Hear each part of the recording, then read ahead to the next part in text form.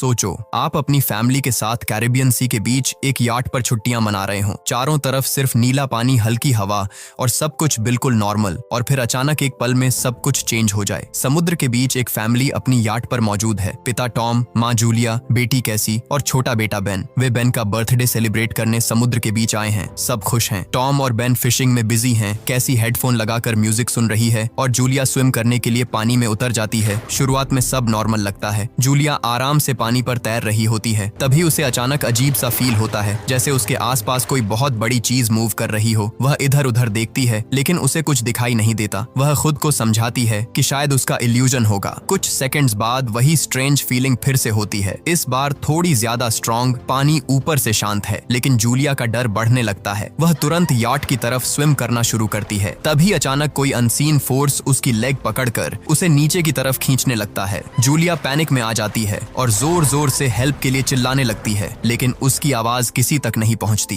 कैसी हेडफोन लगाए sunlight enjoy कर रही होती है। टॉम और बेन फिशिंग में इतने बिजी हैं कि उन्हें अंदाजा भी नहीं कि जूलिया कब पानी में उतरी। जूलिया पानी के ऊपर टिके रहने की कोशिश करती है, लेकिन उसके मुंह में पानी भरने लगता है और आवाज निकालना मुश्किल हो जाता है। कुछ ही सेकंड्स में वह याट से काफी दूर हो जाती है। उसे साफ फील होता है कि समुद्र का पानी अजीब तरीके से पीछे की तरफ जा रहा है, जैसे नीचे कुछ मैसिव मूवमेंट हो रहा हो। याट पर रखे इक्विपमेंट भी हल्का हल्का डायरेक्शन चेंज करने लगते हैं। धीरे धीरे जूलिया उनसे और दूर होती जा रही होती है। तभी लकी मोमेंट में टॉम को उसकी हल्की सी आवाज सुनाई देती है। वह तुरंत मुड़कर देखता है और जूलिया को स्ट्रगल करते हुए पहचान लेता है। बिना टाइम वेस्ट किए वह बच्चों को बुलाता है, याट को उसकी डायरेक्शन में ले जाने को कहता है और खुद पानी में जंप कर जाता है। टॉम तेजी से जूलिया तक पहुंचता है, उसे संभालता है और दोनों मिलकर याट की ओर स्विम करते हैं। दूसरी तरफ बेन इंजन स्टार्ट करके याट को पास लाता है। जैसे ही वे करीब पहुंचते हैं, बेन और कैसी मिलकर दोनों को ऊपर खींच लेते हैं।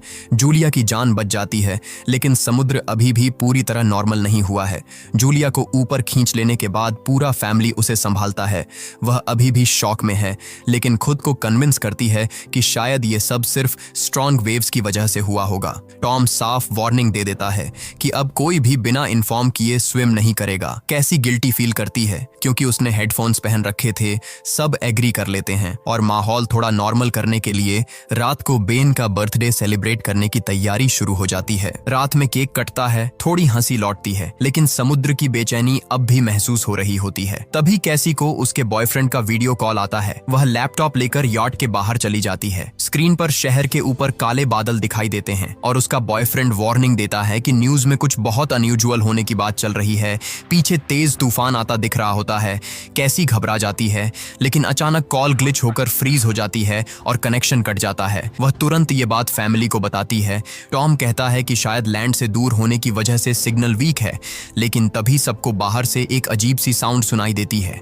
वे डेक पर आते हैं और देखते हैं कि व्हेलस का एक बड़ा ग्रुप उनकी याट के पास से गुजर रहा है। टॉम समझाता है कि व्हेल हमेशा अर्थ के मैग्नेटिक फील्ड को फॉलो करती है, लेकिन जब नेचर में बड़ा डिस्टर्बेंस आता है तो वे कंफ्यूज हो जाती हैं। उसी मोमेंट याट जोर से हिलती है और बेन गिर जाता है। टॉम को डाउट होता है कि याट के नीचे कुछ हिट हुआ है। वह तुरंत डाइव करके नीचे चेक करने चला जाता है। कुछ देर बाद वह सरफेस पर वापस आता है, लेकिन उसके शोल्डर पर डीप कट होता है। जूलिया तुरंत स्टिचेस लगाती है। टॉम बताता है कि पानी के अंदर उसे ऐसा फील हुआ जैसे उसके पीछे कोई मैसिव क्रिएचर मूव कर रहा था। याट के नीचे बड़ा डेंट दिखाई देता है। इंजन डैमेज हो चुका है। अब वे समुद्र के बीच स्टक हैं। जूलिया बार बार रेडियो ट्राई करती है। कैसी फोन पर सिग्नल ढूंढती है, लेकिन कम्युनिकेशन कंप्लीटली डाउन है। अचानक कैसी एक स्ट्रेंज फिगर देखकर चिल्ला उठती है, लेकिन वह सिर्फ बेन निकलता है जो मास्क पहनकर प्रैंक कर रहा होता है। रेडियो पर एक टूटी फूटी आवाज सुनाई देती है, लेकिन क्लैरिटी इतनी खराब है कि कुछ समझ नहीं आता। तभी रडार पर कुछ डिटेक्ट होता है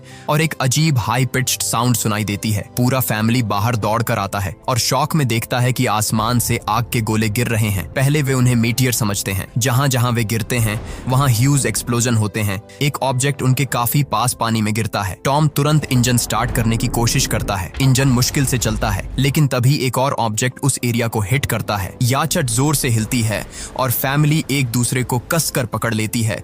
उसी मोमेंट टॉम को समझ आता है कि ये मेटेर नहीं है, ये सैटेलाइट हैं, और अगर सैटेलाइट गिर रही हैं तो दुनिया में कुछ बहुत बड़ा ऑलरेडी हो चुका है। उसी पल बेन नोटिस करता है कि याचट के पीछे से धुआं निकल रहा है। टॉम तुरंत चेक करता है और कंफर्म हो जाता है कि इंजन पूरी तरह खराब हो चुका है। हवा अचानक अचानक तेज होने लगती है और फैमिली अंदर कैबिन में छुप जाती है। किसी का ध्यान नहीं जाता कि कंपास बहुत तेजी से घूम रहा है, जैसे डायरेक्शन खुद बदल रही हो। याट जोर जोर से हिलने लगती है। बेन फिर से गिर जाता है और इस बार उसे चोट भी लग जाती है। लहरें तेजी से याट से टकरा रही होती हैं। टॉम स्ट्रगल करते हुए बाहर जाता है और लाइफ जैकेट्स लेकर आता है। तभी पावर चली जाती है और पूरा कैबिन अंधेरे में डूब जाता है। टॉम तुरंत पावर बॉक्स का बटन दबाता है और लाइट्स वापस आ जाती हैं। उसी वक्त बेन देखता है कि जूलिया की नाक से खून बह रहा है। जूलिया को चक्कर आने लगते हैं। कैसी सिंक तक भागती है और उल्टी कर देती है। टॉम लगातार रेडियो ट्राई करता रहता है लेकिन कोई सिग्नल नहीं मिलता। तभी अचानक एक तेज हाई पिच्ड नॉइज गूंजती है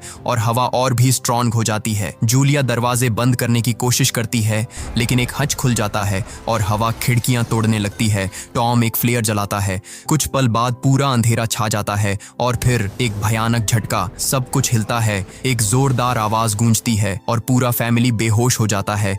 जब उन्हें होश आता है वे जिंदा हैं। उन्हें चोटें लगी हैं। याट में छोटे बड़े होलस हो चुके हैं लेकिन अंदर पानी नहीं आ रहा। सब शॉक में बाहर निकलते हैं और जो नजारा सामने होता है वह किसी नाइटमेयर से कम नहीं। समुद्र गायब हो चुका है। याट अब जमीन पर अटकी हुई है। चारों तरफ सूखी समुद्री जमीन, बिखरी मछलियां, गड्ढे और पहाड़ जैसे उभरे हुए हिस्से, जैसे वे किसी दूसरी दुनिया में आ गए हों। जहां कल रात तक पानी था वहां अब सूखी धरती फैली है। कैसी फोन पर सिग्नल चेक करती है लेकिन नेटवर्क पूरी तरह डाउन है। बेन दो मरे हुए केकड़ों को देखता है और समझ नहीं पाता कि ये क्या हो गया। टॉम कंपास निकालता है और देखता है कि वह उल्टा हो चुका है। नॉर्थ पोल और साउथ पोल की पोजीशन रिवर्स हो चुकी है। इसी वजह से समुद्र का सारा पानी दूसरी तरफ शिफ्ट हो गया है। टॉम समझाता है कि जहां पहले लोग जमीन पर रहते थे वहां अब समुद्र होगा और जो लोग वहां थे शायद बच नहीं पाए। ये सुनकर कैसी टूट जाती है। उसे यकीन हो जाता है कि उसका बॉयफ्रेंड अब इस दुनिया में नहीं रहा। वह कैबिन में खुद को बंद कर लेती है और अब उन्हें समझ आने लगता है कि जो कुछ हुआ है वह सिर्फ एक स्टॉर्म नहीं था, ये पूरी दुनिया के लेवल का चेंज था। कैसी अपने दर्द में टूट चुकी होती है। जब जूलिया उसे समझाने की कोशिश करती है तो वह उसे दूर कर देती है और अकेले छुपने चली जाती है। इधर जूलिया और टॉम बची हुई सप्लाईज चेक करते हैं। उनके पास लिमिटेड फूड और वाटर बचा है। बेन अपने बर्थडे बैलून को एक पत्थर से बांधकर हवा में छोड़ देता है, इस उम्मीद में कि शायद कोई सर्वाइवर उन्हें देख ले।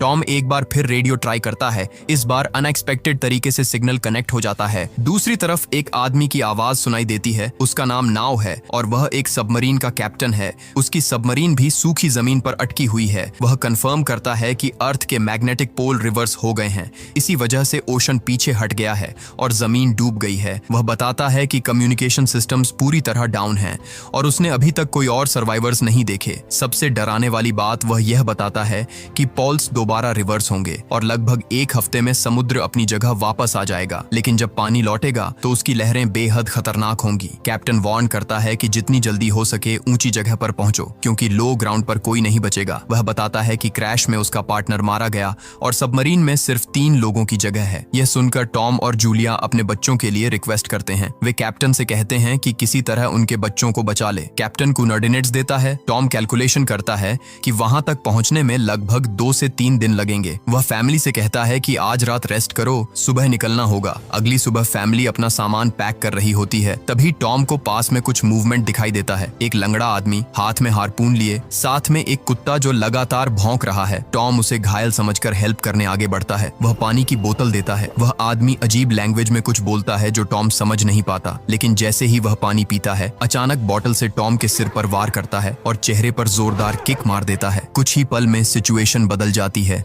जिसे टॉम हेल्प समझ रहा था वह असल में मौत